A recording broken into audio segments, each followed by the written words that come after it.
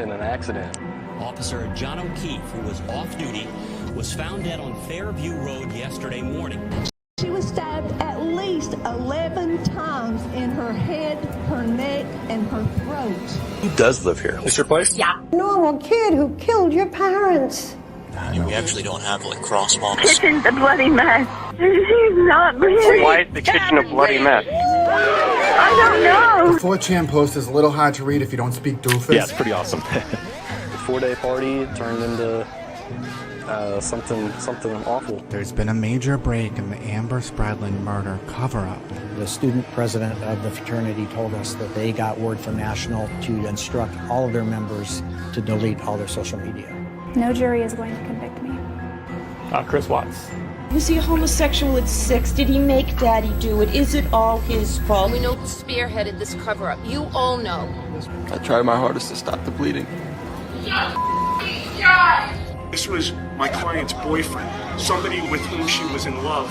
Stabbed him lightly in the back just to get him off. That she had to remember the bad times. His father was massaging his dick. You've never been in a fight? No. They cut him wide open, his whole stomach's open. It's just the internet, relax. Do you know what tears look I like? do not think that having an affair is a motive to murder someone. Karen Reed is 1,000% guilty. I didn't magically get powers to remember things from the past. If you have anything that you want to tell us. I do not believe any jury will ever convict Eric Menendez of first-degree murder. Falling from a moving vehicle as a pedestrian, maybe being pushed out. It could also arise from an attack. Are you the killer? No. That's a cop killer right there. I was saving body parts such as skulls. John's dead. Top of his hair was scraped off his head. And she said, Google hypothermia, Google how long it takes to die in the cold. Pressy doesn't just take out a rifle in the courtroom and shoot him. I hit him. Oh my God. All of a sudden I'm kidnapped and something's gonna happen to me. Constant phone calls. Seriously, what do you want with me? Did you ever say I hit him? I hit him. I did not. I said I hit him It was several times.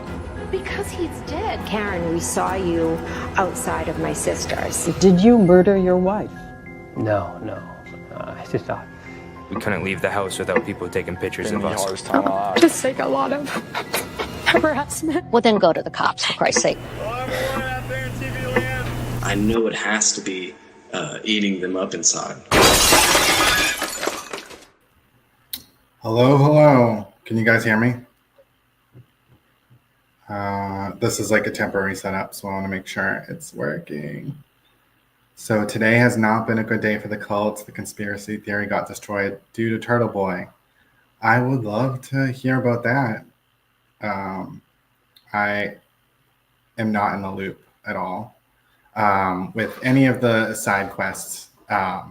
So you guys have to fill me in. I mean, I'm sure it does seem like things are falling apart. From what I saw with just like the microdots thing.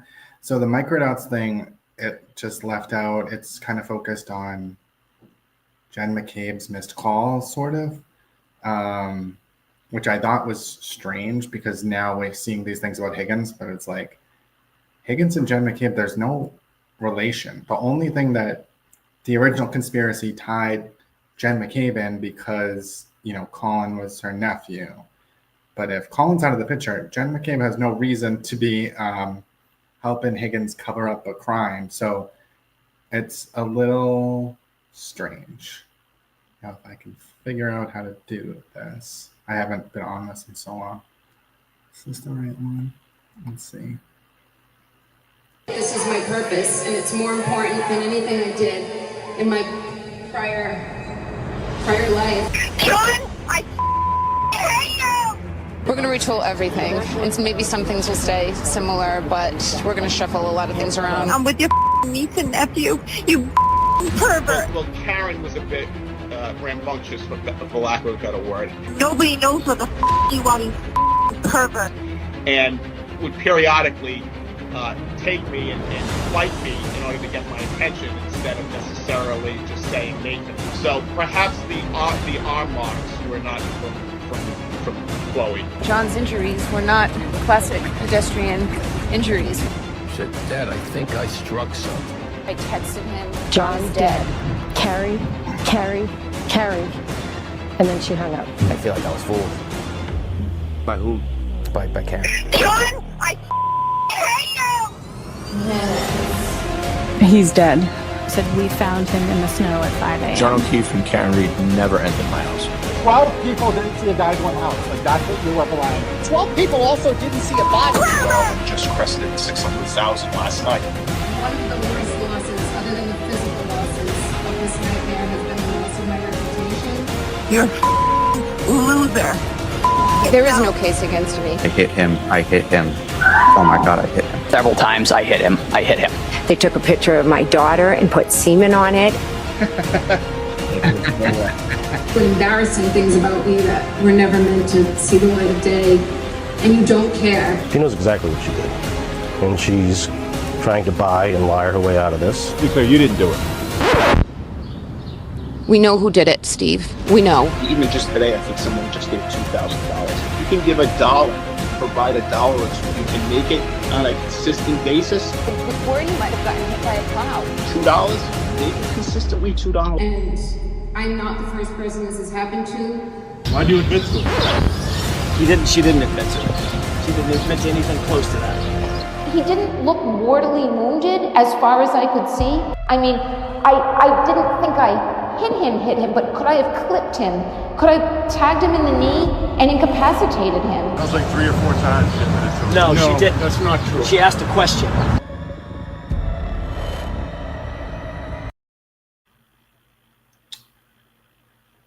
Yeah. Why am I small?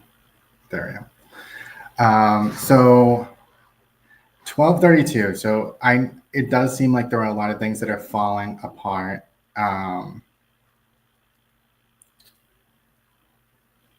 The timeline, so the 12:32 timeline, even before we had all this information from the beginning, I was always saying, well, the thing that would maybe change my mind is if she was making calls while he was, while they were there in front of the house. And she didn't, according to the timeline that they used in the last trial. Now, the timeline could change from the defense and from the prosecution if they got new data. So, I think that it does seem like she called, connected to his Wi-Fi.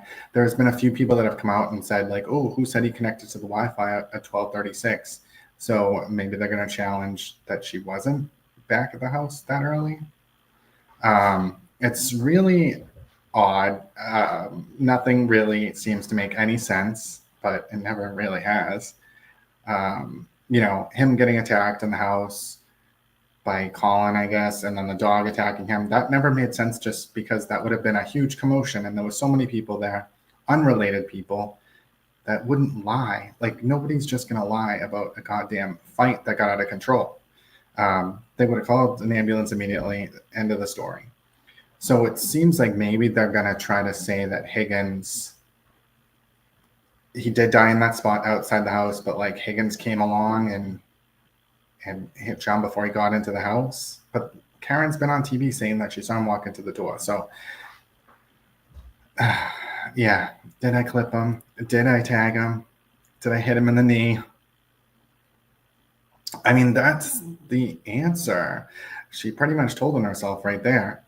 They're going to play that in court. I hope they do. And I've only seen that one clip on, I didn't see it in the show, I think it's 2020 or Dateline, whatever one it was.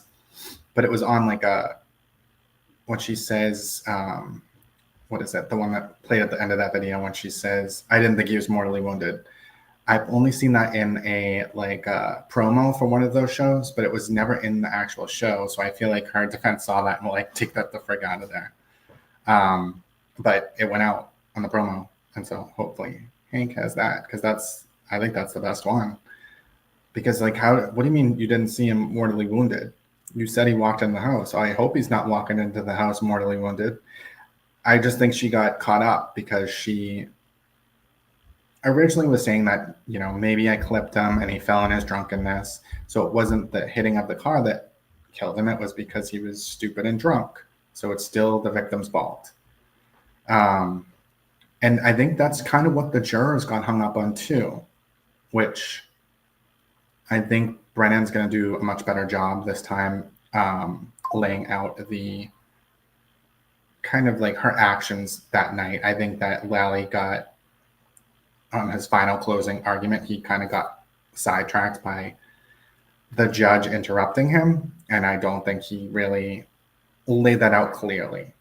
There was another case last year, I think it's Lori something, but very similar to this case, and she was fighting with the boyfriend. She hit him with the car and he was found in a snowbank. They found him the next morning. She found him the next morning, but she pulled into the driveway, didn't see him, allegedly.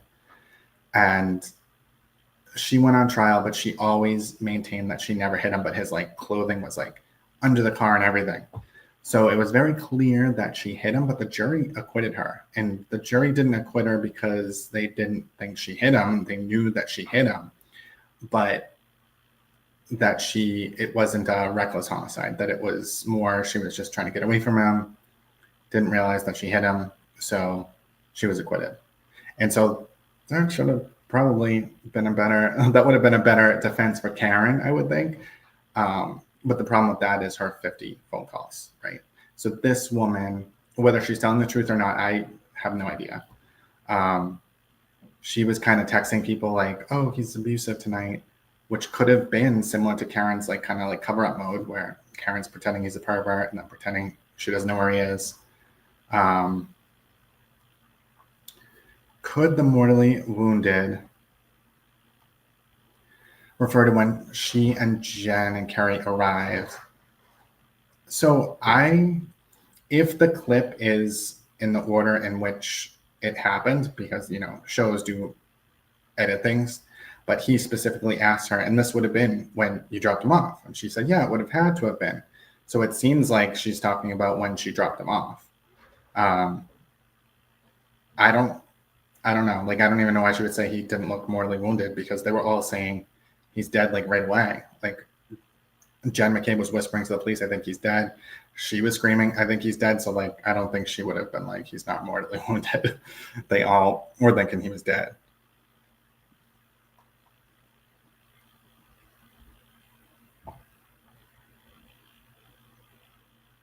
Yeah, that was another strange one. I mean, the opening argument, if Bev allows it, should just be all of her videos playing and just put them in a specific order that tell the story. I mean, she lied about calling him when she was outside the house. Like, that's a blatant lie. We know from her call logs that no, she didn't. And I mean, that just blows up her whole story, because that was a new thing that changed, that she was sitting there. Because in the beginning, it was just she did a 3-point turn and left right away. But she had to account for all these people looking out the window and seeing her car there. She had to account for probably the timeline. I don't think she knew the exact timeline. And I think they did that by design. They kind of kept it that way, where Lally was always saying approximately 12:45 in order to kind of like let the defense not know what their exact timeline was going to be, right? So that she can trap herself. And she did, because she was saying she was calling him. So if it really was 12:45 that that he was hit, that would mean that she was calling and texting him prior to that. But now that we know it's 12:32, it means that she never called or texted him before he was hit by the car.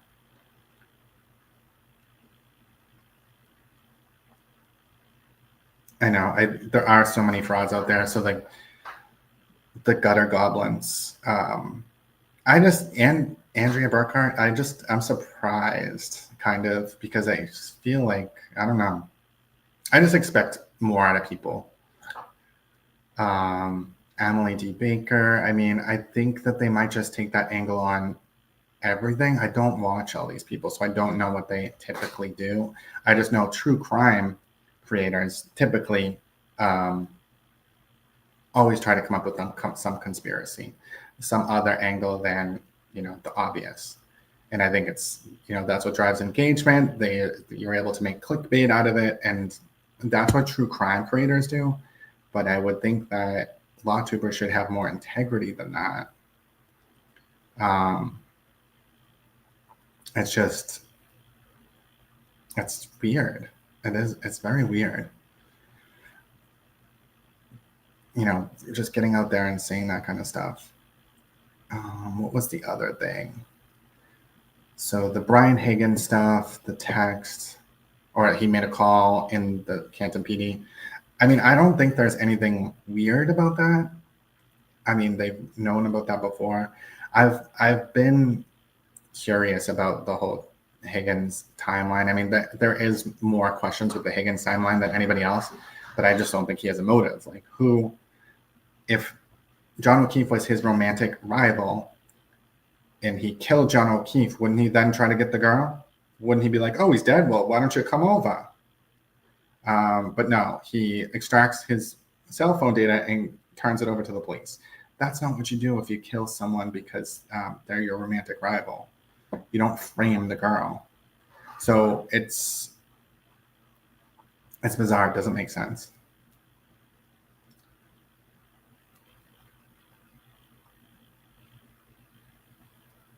Very, very weird.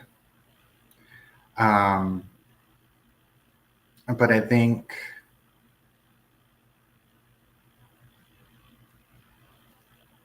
Andrea is also advocating for a child killer. I think, how must their mothers feel? Their child died horrified, and now they have to deal with a group of people trying to free the man responsible.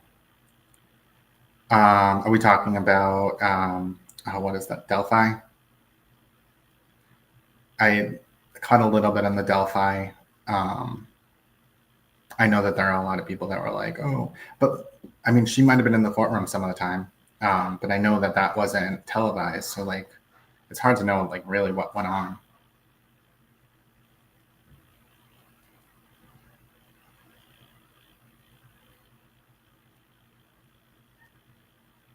Yep, Delphi. Richard Allen.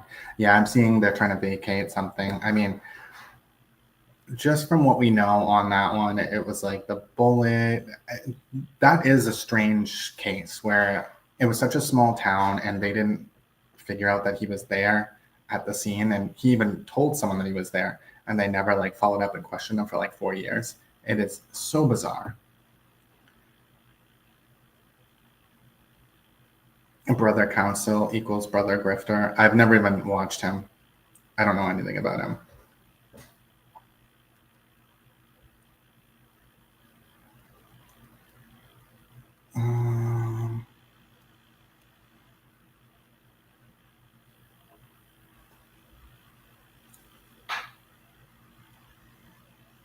I don't even know how to let people on here. So if this is actually the real one, I would let him on. I don't know how.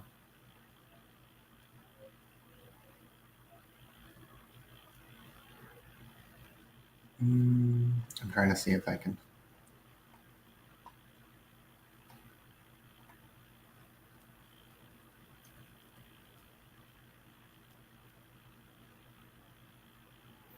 I mean, I'm interested in what the new theory is. What's the new theory?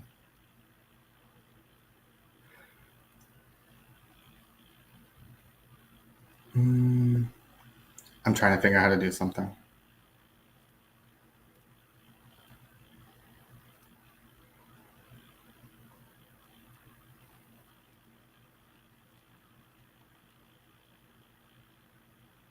Yeah, I don't know how to work this.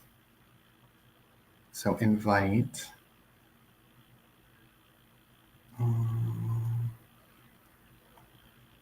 don't know if I can just put in the chat the link. Maybe I can.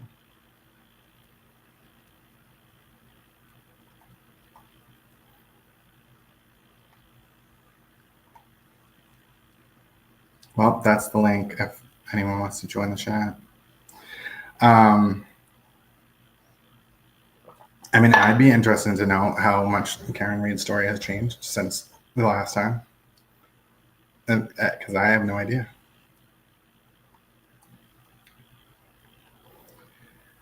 Higgins didn't do shit. I mean, I think we know that Higgins didn't do shit. It seems like they're just trying to get people. I mean, it just seems like she's trying to get people in trouble. So like Michael Proctor's in trouble for drinking on the job or drinking in a police cruiser. He's in trouble for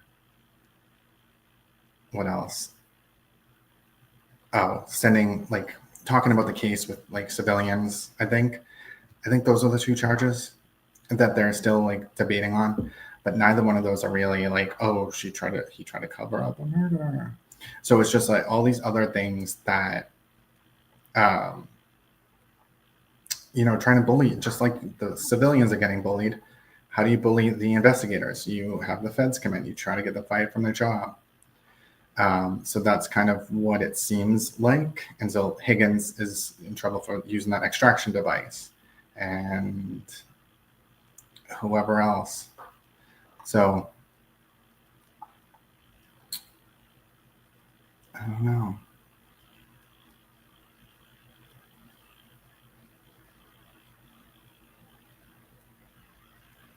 Oh, someone's coming in. Let me add you in. Hey. Hi. How are you? I'm good. How are you? Good. This is Jennifer, True Crime Junkie 717. I'm the one that posted about about what's been going on today. Because what I do is I'm also in the Free Karen Read group because I like to snoop on what's going on the other side. So what happened was last night I was watching Turtle Boy's live. And so I videoed it when Brother Cancel and Turtle Boy was on there talking.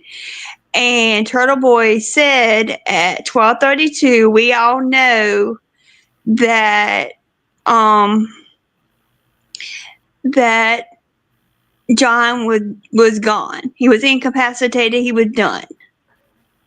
So to me, that made me think, okay, he agrees with the prosecution because, well, we all know that at 12:32, the phone doesn't move after 12:32. Mm-hmm. So that's why I'm thinking that, he was dead or incapacitated where he couldn't use his phone after 12:32. So that means if Karen drove according to their evidence, Karen drove onto Fairview at 12:24. So that gives them 8 minutes for John to go in the house, go up 3 flights of stairs, and be beat up by 3 persons in 8 minutes. And I don't think that's possible. Yeah, I've never thought that was possible. And I think they always kind of try to argue that, it's a dead zone there. So, I mean, that's what I've gotten back from them. It's a dead zone, so you can't really tell if he didn't move. And I'm like, well, the GPS literally shows him moving all that time until that spot. So what do you mean? I mean, maybe it is a dead zone. Maybe you don't get good reception. But the dead zone thing probably is going to explain, if they do have another expert, it is going to explain probably Jen McCabe's calls not going through, or one call showing up 3 times. Because I think in the trial, I remember Nick Garino said something about Karen's calls. So they kind of agreed that it was a 50 call. She called him 50 times. But when Nick Garino was on the stand, he kind of said, this is just one call, but it's showing up 3 different times. So maybe she didn't call him really 50 times. But the defense kind of accepted that because they only had Richard Green, who was a hack, who didn't know how to read the data at all. So she might not have really called 50 times, but it also could explain Jen McCabe having 1 butt dial showing up as 3. And so I think that's something that they can clear up pretty easily in the next trial. If they get a real expert. And also, I was saying that in the Dayline interview, she actually says that he went to the side door, and in the 2020, he went to the front door. So, which door is it, Karen? You can't go to he went to both doors. He went to one door, then went to the other door. That doesn't make sense. So, which door is it? Yeah, she's a bad liar, and I don't know how they're going to end up. I mean, I don't know what their angle even is. That's Right. because And hit if him she is before. factually innocent, sorry, go ahead. No, I was just reading this comment. Aiden, Karen, this is not the real Aiden, I don't think. That's because she hit him before he went to any door. Unless that's what he's saying now. Or is Right. this? I think, yeah, I think that's a false person. I think they're just looking for attention. Yeah. But anyway, if she is factually innocent, then why are they changing their theory? Why is there a switch? Why are they switching their theory if she's factually innocent? What do you need to change? Right. If you're I mean, factually innocent, that doesn't make sense. yeah, I mean, they can't, I don't think they can change. So she didn't testify, but she did do all those interviews where she's saying different things. But they can't really change without losing all credibility certain pieces that they've said. So like their theory could change. I think the dog bite lady is out. I really do. I think the dog bite lady is out. I think Rick Green is out. And so I think they're going to hone in on Brian Higgins now because nobody really knows. Nobody gave a consistent statement about where the plow was because his Jeep had a plow on the front. And like those kids that showed up didn't even see it. And I don't know, like, was he there? Maybe he had a company, like the company vehicle or the cop vehicle. And that's why if the plow wasn't really there and that's why he seems like he's shifty and nervous. I think that could be a possibility. And Karen's just looking to like get everyone fired. Like do what I say or I'm going to go after your job. And that's what she's been doing. And that's what she did with the feds. I really think they're going to go after Higgins hard. And this is my theory. I think that what they're going to, well, this is just what I think. I think that Karen was done, well, John was done with Karen. So that relationship was going to be over. And so she thought that Higgins was going to, she was going to be able to be with Higgins. Higgins didn't want anything to do with her. So now she's going to blame Higgins because Higgins didn't want to be with her. She's crazy. She's nuts. Yeah. but it makes sense because all the time you see people, that's how sometimes people are. They get upset because their relationship ends and they're cheating on their boyfriend with somebody else, which I think she was cheating on John. At some point she was cheating on John with Higgins. And I think that when Higgins didn't want her, now they're going to go after Higgins. I think I don't know, but that's just my theory. Yeah, I'm really curious, like where her brother's wife is, because she was there. She was looking at that taillight, and she's never at the rallies. Like I never see her. I always see the cousin, who I was getting confused with the wife for a long time because they do kind of look alike. Or maybe his cousin is his wife. I don't know. But no, I don't see her. I don't see Karen's sister. I guess Karen has a younger sister that hasn't been to court, hasn't said anything. So it's not even, she doesn't even have full support of her family. She has certain members of the family. Right. And if she's factually innocent, wouldn't her whole family be there to support her? Oh, of course. Imagine. Yeah. And it's like, the truth is your weapon if you're factually innocent, right? So all you have to do is scream from the rooftops exactly what happened. Be completely transparent about everything. You don't need to be making up stories about dog bites, about teenagers with beef, about all this other crap, all this other nonsense. Mm-hmm. It's like, it would have come out. It would have come out because the phone data would have proved Karen was telling the truth. It didn't. Her Lexus text stream would have proved that she didn't hit him, but it did. So it's like, there's no explanation as to why her taillight's broken. Her own experts say it didn't happen when she was backing out that morning. So like, we know that she had a full taillight that day. And then the pieces of there under the snow, like where did it break? Like, how did it break? Like, it doesn't make any sense.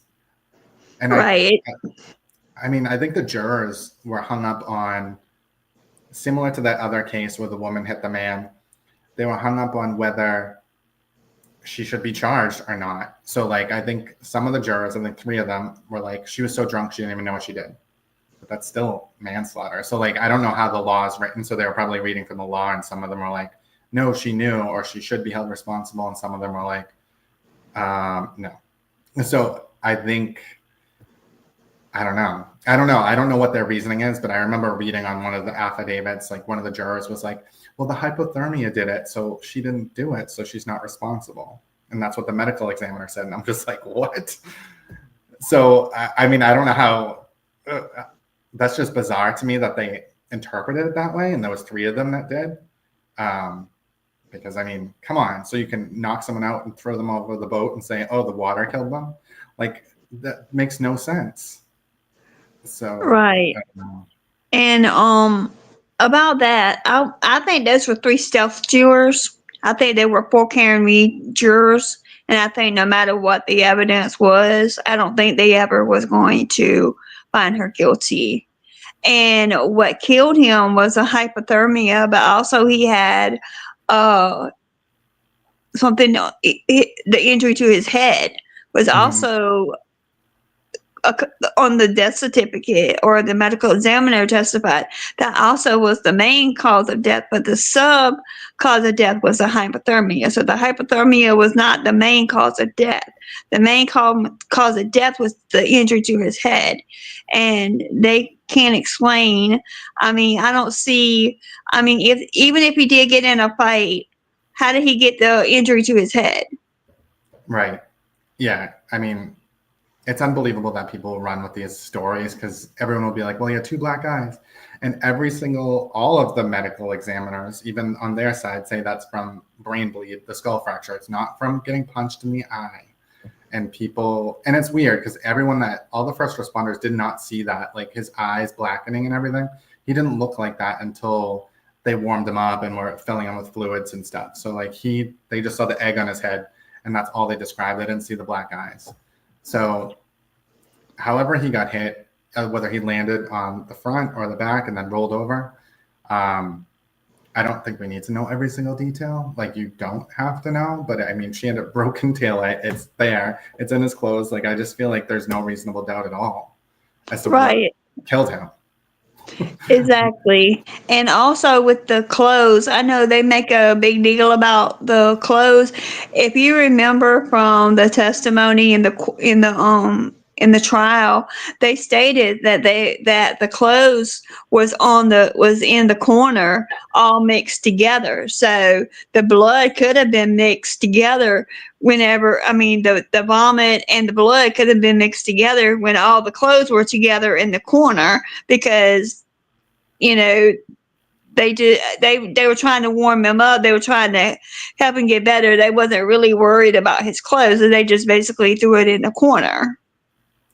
Yeah, I don't feel like there's that much question about what happened for me. Like, I don't feel like there's that much missing from the state's case at all. I think the main thing that Brennan really needs to do is show that she knew. And like, the way that you show that is like, all right, why are you calling 20 minutes later and saying, where are you?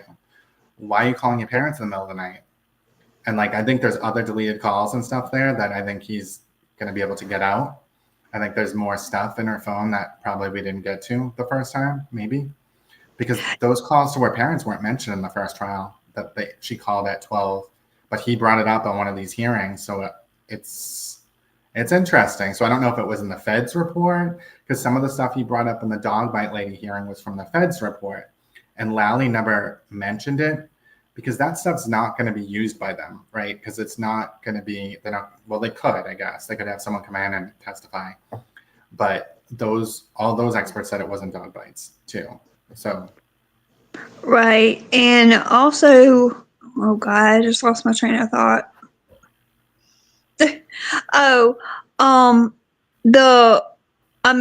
Right, there's no reasonable doubt, and I agree with you. I don't see how they can't find her guilty. I mean, 9 jurors in the first trial found her guilty. And I think they do need to do a better job at keeping out the cult. In the new trial, the jurors, they need to have more specific questions to the jurors to make sure that there are no cult members on this jury. I know it's going to be hard to do. It may take a little bit longer this time because of all the publicity after the first trial. But they need to take that time and pick the right jurors, because that's the most important thing, because they're the ones that's going to make this decision. So that's the most important thing, I think, in this trial, is to make sure that you pick the right jurors that will see the evidence, not think about anything else. Look what the evidence is in the trial, and based on the evidence, find her guilty or not guilty, which I think they'll find her guilty. Yeah, I think even if there's like some resistance to the murder too, I think it most likely will end up being manslaughter. I think that there'll be some, that will be like the negotiating point, and people will just be like, yes, manslaughter. DUI manslaughter, I think it's 5 years minimum. I think there's a couple different manslaughters. I think that's confusing too, is like if you have all these different choices for the jurors, having them all agree is very difficult. So like you have to kind of narrow it down. I could see murder 2 being on there, one of the manslaughters, and then this involuntary, voluntary, and then DUI manslaughter. Like that's a lot of choices. Right. And also I wanted to say that I've heard that with the new car evidence, that actually she went back to the scene before she went and called Jim McCabe or went to Jim McCabe's house. And if the car data shows that she did go back before and she saw John dead and she didn't call 911, that's definitely second degree murder there. That's I mean, there's no way around. I mean, if that evidence showed that she went back to that scene and she knew he was dead and she didn't call 911, she didn't get any help, that's second degree murder. There's no question about it. And the big thing is too, like her cell phone that was left on the ground to record Jen McCabe's phone. That's just so bizarre that she was like thinking like, oh, she probably was thinking not to get Jen McCabe calling 911 on the recording, but she's like, I need to like record my reaction to this so I can say like, oh, I was in shock, I was screaming, I didn't know. So she called, let it go to voicemail, left it like on the ground, like who, and then she knew where it was. Like you could see her come back and pick the phone right up. Like if you drop your phone in the snow, like it's gone a lot of the times because it's like you don't see it, but she knew exactly where it was. She comes right back and picks it up. So it's like even that seems planned out, which is so bizarre. And I think that she was thinking, I'm just going to say it's an accident at that point, because she was saying, I think I hit him. Did I hit him? So she was going to go with the whole accident thing at that point. And then her father was like, no, shut your mouth and come with me. And then everything changed. Right, and it makes sense that she did go back to the scene. That kind of makes sense because if you remember, whenever Jen and then went back to the scene, she's the one that knew exactly where he was. So how does she know exactly if there was so much snow on him that he had hypothermia? How did she know exactly where the body was if she did not go back and know that he was dead? Right. Yeah. I mean, the argument in the beginning, the first time I talked to Turtle Boy, he was saying there was no snow on the ground. Like there were so many lies. Like when I go back and watch that, and that's when he was talking to Karen every day and like in the background coming up with all these things. And that was going to be the story because they didn't think they were going to have to go to trial. They were trying to get it thrown out before it went to trial. That was why they brought Alan Jackson in. And now the thing is like gotten out of control and they have to go to trial. And now like the last trial was their best chance of beating this because they only had Lally and there was like 3 of them. Now they have even more lawyers, but Hank Brennan is like an excellent lawyer. I was watching his like interview after the Whitey Bulger case, and I'm just like, oh wow, because he was exposing corruption, and that's probably why they chose him to do this. Like he was exposing corruption with the feds. The feds knew about, were filtering information to Whitey Bulger. They were allowing certain things to happen, so he exposed that. Like he was Whitey Bulger's defense attorney, but he also exposed the truth. And I think that's important to him. So I think he's a really tough one. He's going to be a tough one. But I don't know. We'll see what happens. It's going to be very interesting. I think if anybody could go against Alan Jackson and win, it's definitely Hank Brennan. I think he definitely is one that would be able to handle Alan Jackson and oh God, what's the other one's name? Yannetti. Yeah, I think he's an excellent lawyer, and I think that if they were smart, they will not put Dr. Fake back on that stand, that dog expert. I don't think they need to put him because they already know that he's gonna get them. But I really want to see her go in front of the jury because I want to see Hank Brennan just tear her story apart right there in front of the jury. I'd be like my popcorn, like, yeah, go ahead. I mean, yeah, it's going to be something. So I don't know if they've responded to, so there's some out there, the Crash Daddy experts. I don't know if they've responded to those motions. He's trying to exclude them because he doesn't think they'll be able to meet discovery obligations, which I guess it's because the feds maybe are the ones that provided the discovery. And so the defense team shouldn't, I don't know, but they haven't responded to it. So it's going to be interesting. They haven't responded to anything about Richard Green, who is the one that said How Long to Die in Gold happened at 2:27 a.m. And the software now clearly shows that it didn't happen. Like they updated the software to dummy proof it so that people like Richard Green can't misinterpret the data on purpose. And so I don't think he's even wants to testify. Like even if they wanted him to, I think he's probably like, no, you're going to screw over my reputation even worse. Like I've already done a lot of damage. So I don't know what are they going to have. Like they not. All they're going to have is the fake. I just keep thinking, like, where did the $5 million go? If she really spent $5 million, because we know how much Alan Jackson got paid, we know how much Yannetti got paid because someone shared that email, and I think it was like $300,000 or $250,000, something like that. But they probably got more if it went to trial. But that's still just a small fraction of $5 million, right? So like, she didn't have to pay for the Fed experts probably. She didn't have. I mean, the crash. The dog bite lady, I mean, she couldn't have charged that much. I mean, God. Right. And like, I don't know, like, where did that money go? She didn't do any testing. They could have tested for dog DNA. That was in one of the hearings. They were like, well, you can do your own testing because it came back negative. And they didn't want to do it because they know it's not a dog. So it's like, where's the money? And supposedly she has that carpet, which I know is a lie.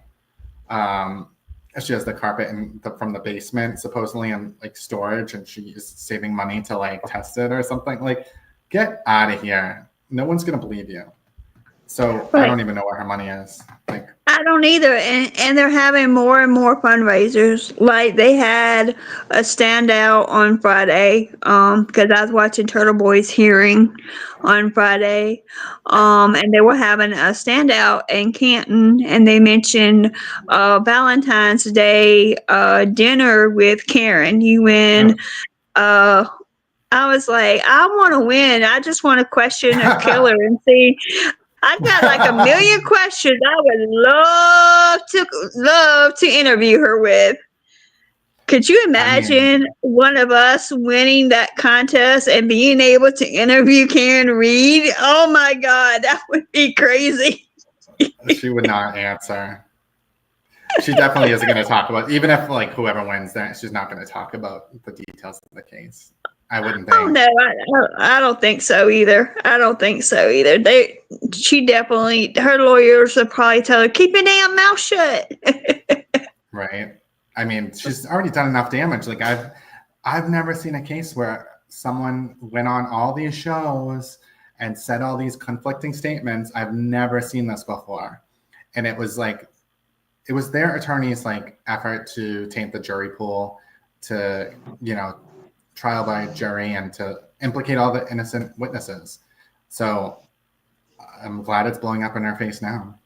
I just don't know how they're going to get out of it. Yeah, and I want to answer that question. It says, anyone who know if Nathan Reed is still really no longer at Lexus? That's what I read, was that he was no longer at Lexus after all the information that I shared on Facebook about. I actually shared all the documents.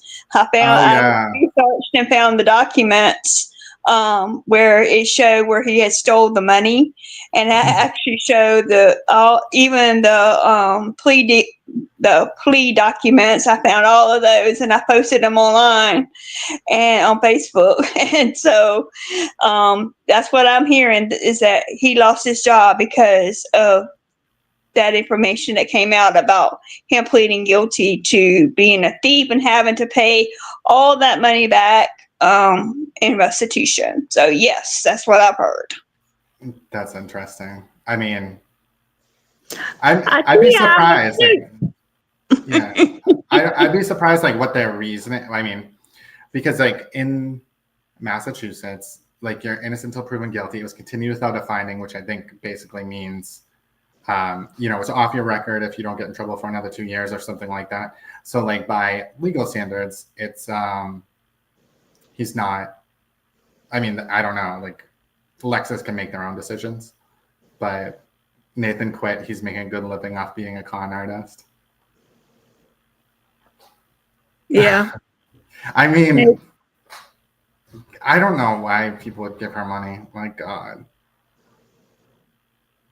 That's true. I said Nathan quit. He's making a good living being a con artist. Yeah, because I don't understand how he's allowed to collect money for Karen Reed. I understand that's his sister, but he is a convicted thief. So how does a convicted thief can go on and raise money for anybody? I don't understand that. He's convicted. He's continued without a finding, so like technically not convicted. So okay, I got Massachusetts is pretty easy on criminals. Massachusetts is a good state to be a criminal, can't you tell? Yeah, I can see that because where I'm at, no. Well, this has been fun. So I thank you so much for your time. And it's been a pleasure. And I really hope to come back on your show again because I really enjoyed. All right. Thank you. Okay. Bye-bye. Bye-bye. So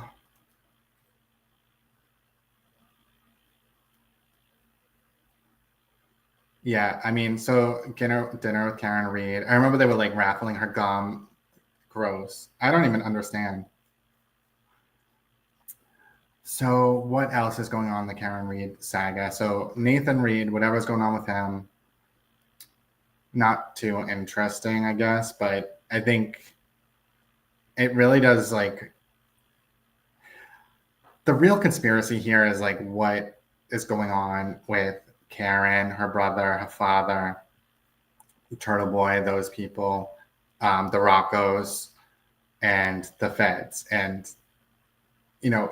Judge Bev knows, because she's like, I know how this Fed thing started. So, like, I think that we should know. I want to know how it started. I want to know if it, like, who initiated it.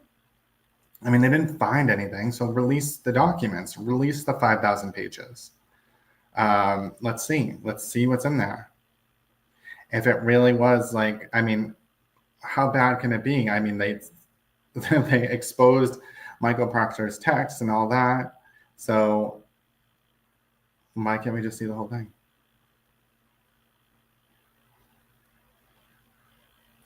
So I'm trying to catch up with these comments.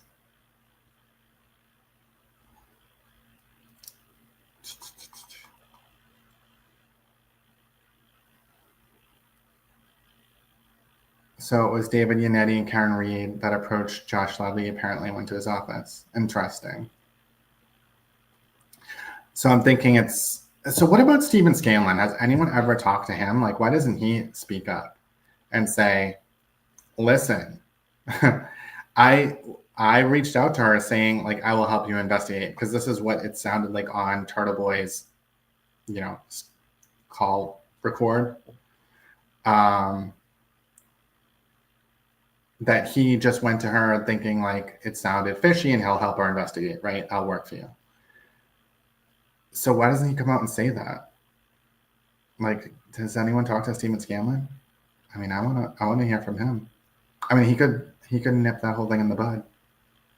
Oh, thank you, James Clay. Karen Reed waited for trial number 2 to blame her bae Brian Higgins. She is pissed he wouldn't smash. I mean, I imagine that she is, but I think that she's getting what she needs from Alan Jackson. The whole Brian Higgins blaming him does not make sense.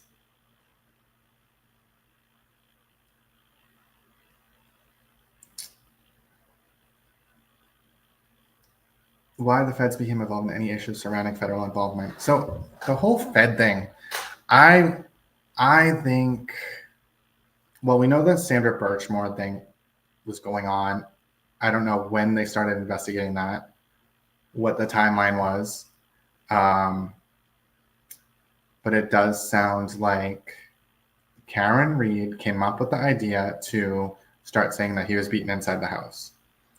And, you know, Stephen Scanlon added fuel to the fire. They tried to get him to say, oh, well, will you say it? You know, they were trying to slip him money to get him to say it.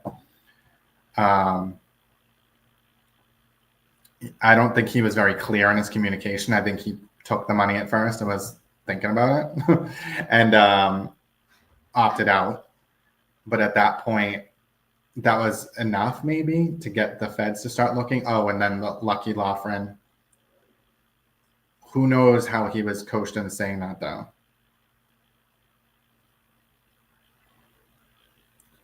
Why am I frozen?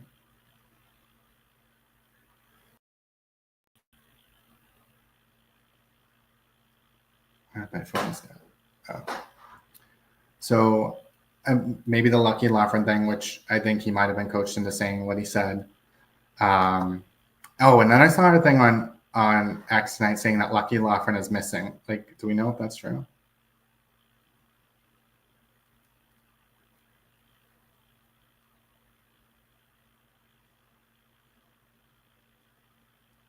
I'm trying to read these. So Lucky Loughran is missing. Who knows? Who knows? But so the whole thing with Lucky Loughran is that you can tell that he was coached, because his testimony was, you know, I plow, I go by like thousands of houses every night. And I know the exact time when I saw this random car in front of this random house on my route. He knows those exact times, but he doesn't know the time that he crashed into a basketball net and had to file a report. That makes no sense. Like, why would he even be worried about anything besides like that accident? Like, that was the biggest event that happened that night. Like, but he's gonna somehow remember details about a house, just one of the many houses that he passes in a car, and the exact times. I don't think so. Lucky is missing. I don't know. I saw it on X. I don't know if it's true, but I don't know.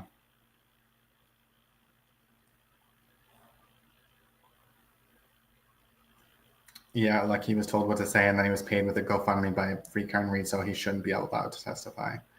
Yeah, that's what I'm saying. Like, where's the $5 million? I think the $5 million went out to, I mean, who? She didn't even have that many experts. You know, Rick Green, like, how much does he charge? Like, oh my God.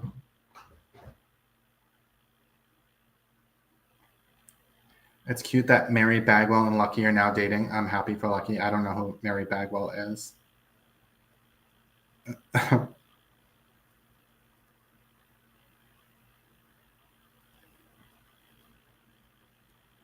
Oh.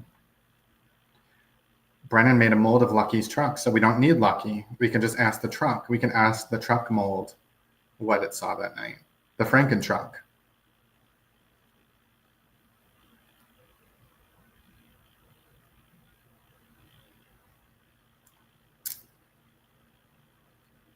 is he really dating her? So Mary Bagwell was one who testified at Turtle's restraining order hearing against Lindsay. So is Lucky really dating her, or is that a joke? I don't know all these like side quest stories. I try to keep up, but it's there's just so much drama. I don't know who's on what side or what. Like, I don't really watch anyone's live streams. I read the documents. I watch the court things. I kind of like look at what comes through on X. X is just such a cesspool. I'm blocking people left and right because I want to see like the documents and stuff that come through there, but I really don't want to listen to all the people's nonsense. But I do get good information from there because I'm not someone that's going to file. I don't have time to file like, the information request and get the documents. I can't log in and get it myself because I'm not an attorney. So X is where I go to get that. Sometimes Boston Magazine or one of those magazines posts stuff, but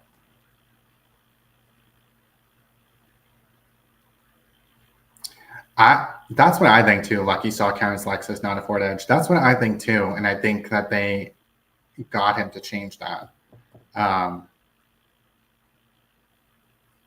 But the thing is, we see the plow going by when they're in front of the house, when the women are there.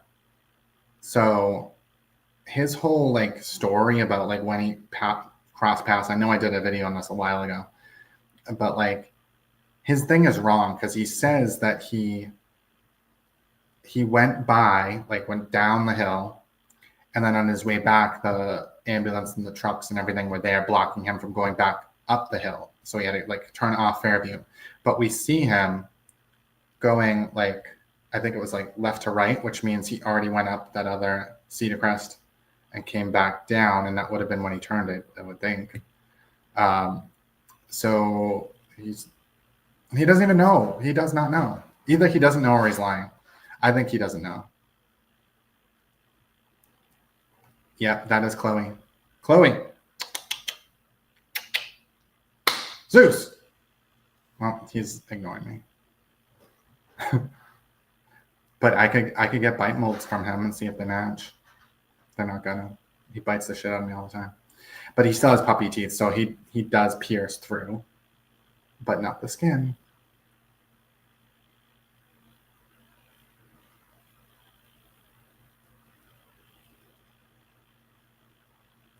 Yes, her not wanting to see the molds, like, I mean, that is absolutely ridiculous. There's no way in hell they would put that in a trial where they're going to be like, oh, well, she's going to be like, oh, well, the dog's teeth could have changed. I mean, yeah, they could have changed, but you still can. I mean, you know the range of how much it would have changed. So you could still match it up and still prove your case if you thought it was true. But obviously she doesn't believe in it.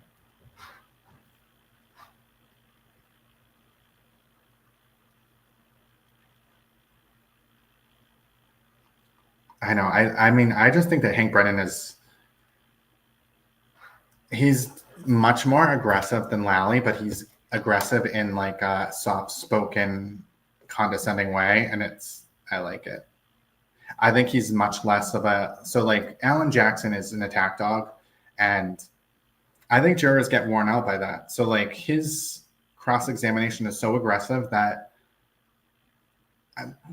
it doesn't go over well for jurors because they're just like tired of it, and they don't see it as like, you know, if you're going to have someone like Alan Jackson, you have him go after the person that you're blaming or someone that you know is lying.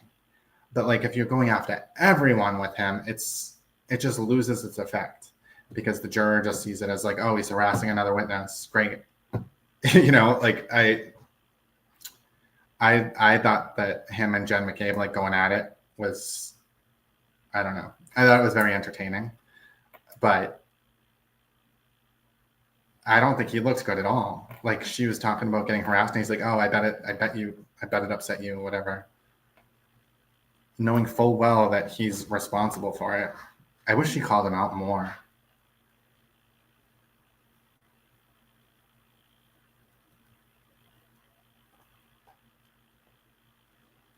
Yeah, Alan Jackson. So I want to find it, but apparently, I don't know if it's true.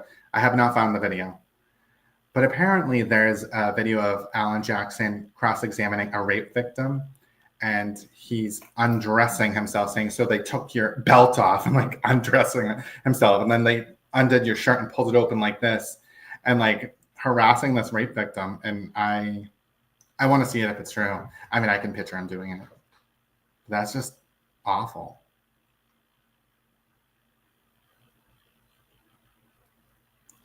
Yeah, the judge didn't appreciate that either when he said, oh, I like destroyed her. What did he say? Oh, I did enough damage to her or something like that.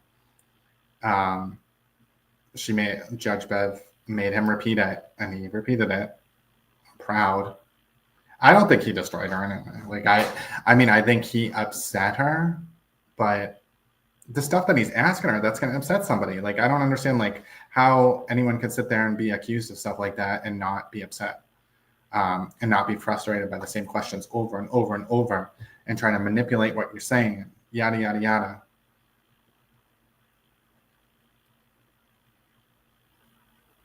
Yeah, he's pretty bad. And it's interesting because I follow the Menendez brothers case, which there's some news coming up for that. But so the Menendez brothers had this attorney, Leslie Abramson. What's his name? Phil Spector. So after that trial, she was the defense for Phil Spector, and AJ was also on the team. So, I mean, I think that would be a good trial to watch. I don't know if it's available, but it would probably be a really good trial to watch. She got fired halfway through because Phil Spector got pissed off at her. I think she told him not to talk to the press or something. But that was like a big trial, high-profile trial. He murdered some woman, like brought her home from the bar and murdered him, I guess. And it was second-degree murder. I wonder if he's still in prison. But it's strange. Like all of these like high-profile cases are like linked together by these attorneys. The other attorney for the Menendez brothers, Brian Friedman, he is representing the family of the Menendez brothers that are trying to free them, but he's also representing Justin Baldoni. So he has two big, huge cases right now. But Alan Jackson, ugh. Oh, he was the prosecution. Oh, that's even more interesting. I would like to see him as a prosecutor, just to see.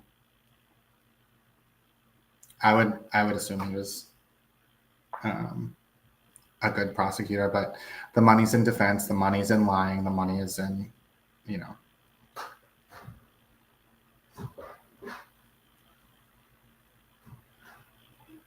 Yes, she did. Yes, she did. I think we all kind of know this. I think even her team knows this. Oh, Phil Spector died in 2021.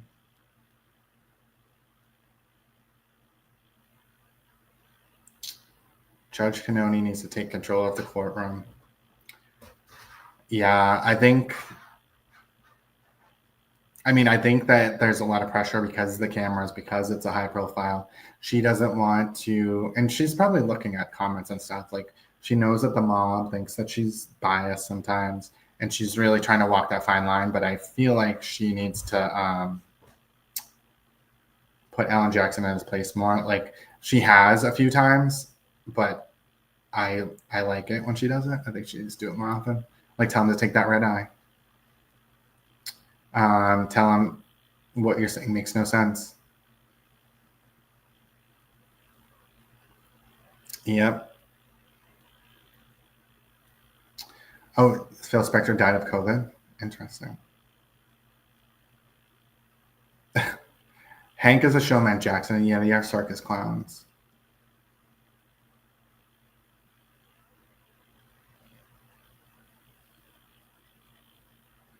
I think she let the defense get away with way too much, too. I mean, I don't understand how the Colin Albert, his Snapchats were ever allowed in. Like, that was just so appalling because it's like we don't know anything about Karen Reed's prior life or her life outside of this case. You know, like, all of that got to remain hidden, and she's the goddamn defendant. But we get to see, like what Colin Albert is sending on Snapchat to other teenagers, like, why? Like, how would that ever be allowed in? Like, that's just like ridiculous. Like, I found that to be, that was probably the most shocking part of this trial, that they allowed that stuff to come in. Even like his bloody knuckles, like, why is that allowed in when it happened, when it was like that a month after the incident? Like, unless the kid has cancer, it would have healed by then. And then there's pictures of him a week later with no bloody knuckles. Like, ugh. Are they setting up a GoFundMe from Mr. Marie Russell? Marie Russell, she needs to just retire. I mean, she has sued everybody. I was looking at her lawsuits. She's been suing people since the 90s. Everybody, like everybody. She had a lawsuit. The latest one was like, she got fired because she was like falling asleep on the job and said it was like a disability or something. She just wasn't doing her job, but she was like in charge of like, I think she was like in charge of a whole department of, you know, processing. So it's like, you need to step down if you're not able to stay awake. And so like, it seems very, I don't know. I didn't find it to be too compelling that they actually treated her wrongly. I think in a position where you're running stuff and if you have a medical problem, you're tired all the time, you can't just use that as an excuse and like have the whole place fall apart. You have to step down and do something different.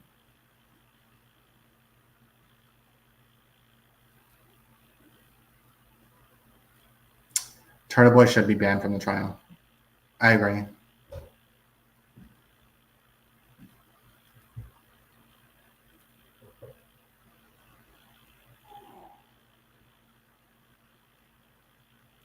Uh-oh, Chloe's waking up. Zeus! Hey! It's ignoring me.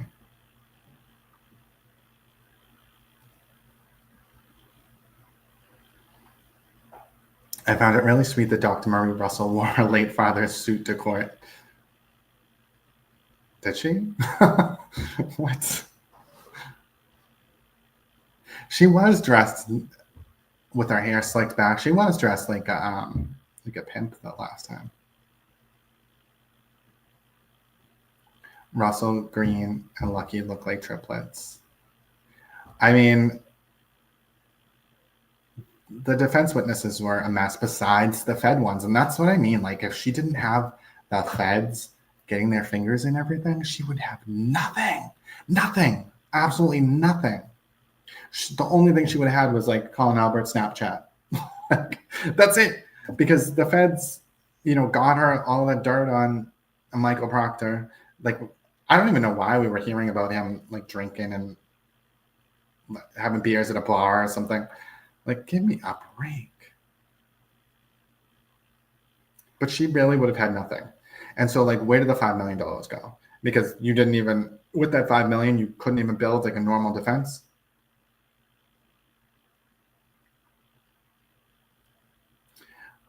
Have you guys seen The Staircase? I've been like watching that documentary, and I honestly cannot make up my mind about what the hell happened there. It's wild. It's like it's on Netflix, it's on a bunch of channels. Like, there's a show about it, there's a documentary, but this lady falls down, or she's found at the bottom of the stairs, but there's blood like everywhere. And so they charged the husband for murder. And I don't know. The question is like, did she just fall down the stairs? Did she get attacked by an owl? Did she just fall and keep slipping in her own blood and keep falling and banging her head again and again and again? And it's a wild, wild documentary. Like, there are so many twists in there. I can't figure it out. He murdered her. I'm leaning that way because there's a lot of coincidences, but I don't know.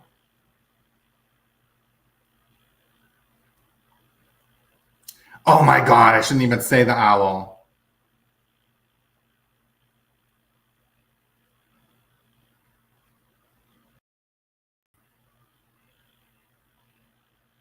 Why am I frozen? I mean, if they hear about this owl thing, this will be Karen Reed's new defense. Let me tell you. Let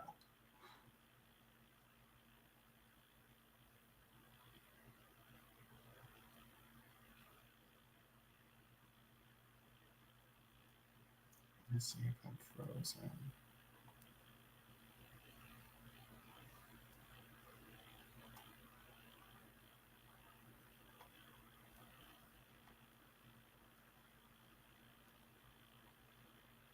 Oh, I think I'm frozen.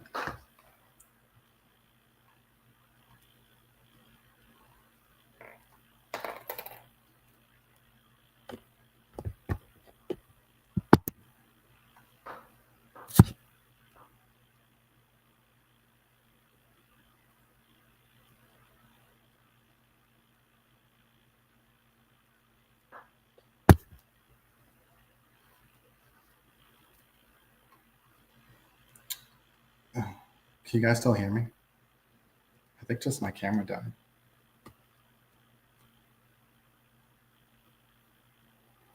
I know that they'll be saying the owl did it.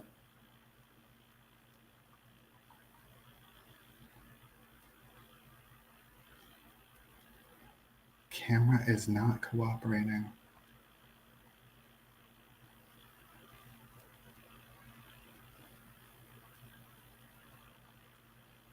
I'm trying to get it to work again. Oh, there is something. That's the wrong camera.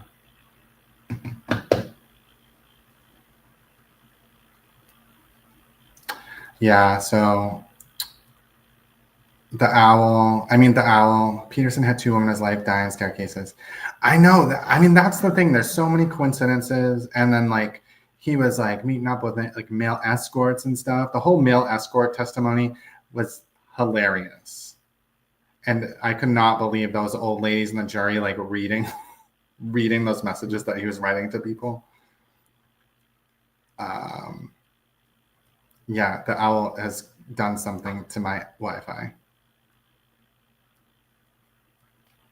I don't know why it looks like that. It's crazy. I guess maybe I'll switch to the other camera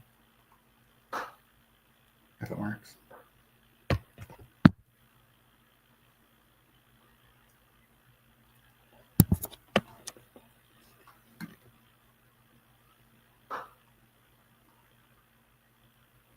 Yeah.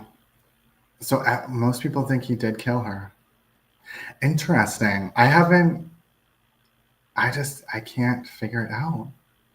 Like, I just don't want to, I don't know. Like, I just don't see I mean, yeah, there's no coincidences. I just don't know. I haven't seen the part of the trial where it's like, I don't know. I guess maybe I haven't gotten to the whole thing. I was leaning very heavily towards he did it at the beginning.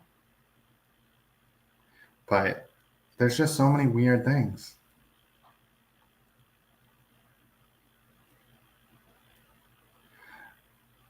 Yeah, I know. The male escorts were research for his next book.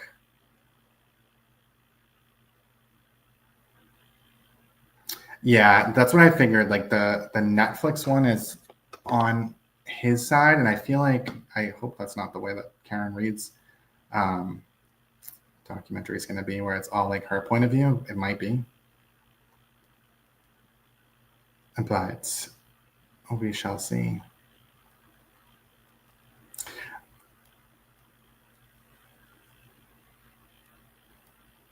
I think it would be hilarious though if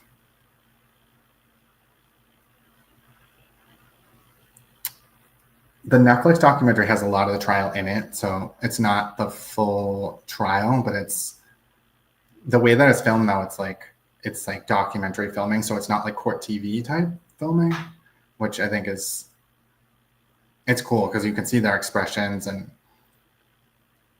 like up close. They must have the cameras right in those people's faces. I hope that it leans towards her guilt. I just don't trust Netflix. I think that they screw people over all the time.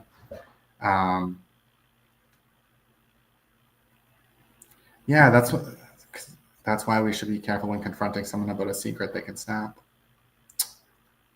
I can see that. So all because he liked male escorts. I don't think this camera is coming back on. I don't know what is this doing.